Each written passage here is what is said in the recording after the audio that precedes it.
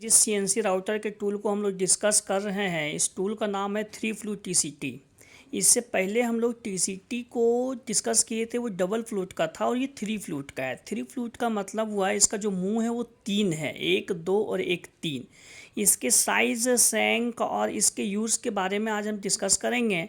सबसे पहला आता है इसका साइज़। तो इसका साइज़ जो है वो 3 साइज़ में अपने पास अवेलेबल है। पहला जो साइज़ है वो 3 mm है, 4 mm है और 6 mm है। तो ये जो हमारे हाथ में है ये 6 mm है। 6 mm का मतलब हुआ 12, 6, 25, यानी कि जो मशीन के अंदर कॉलेट के अंदर जो ये पार्ट से जाएगा टूल का, ये 12 mm का है और 6 mm इसका आगे का पॉइंट है और 25 mm यहाँ से लेके यहाँ तक 25 mm का कटिंग लेंथ है और बिट की जो टोटल लंबाई है वो है 70 mm।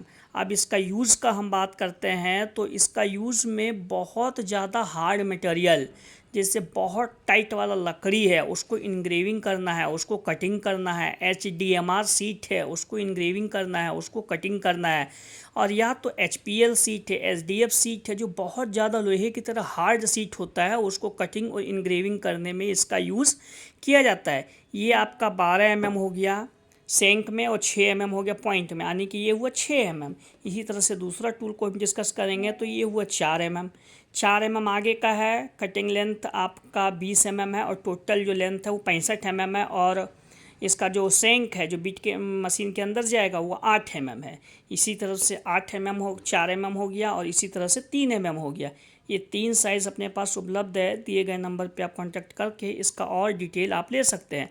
3 के साइज़ को भी हम वैसे ही डिस्कस करेंगे। 8 का ये है, आगे का 3 है, कटिंग लेंथ आपका 15 mm है और टोटल बिट की लंबाई 65 mm है। बहुत अच्छा यूज़ है इसका और आप अच्छी हार्ड मटेरियल कटिंग करने के लिए इसको परचेज़ कर सकते हैं।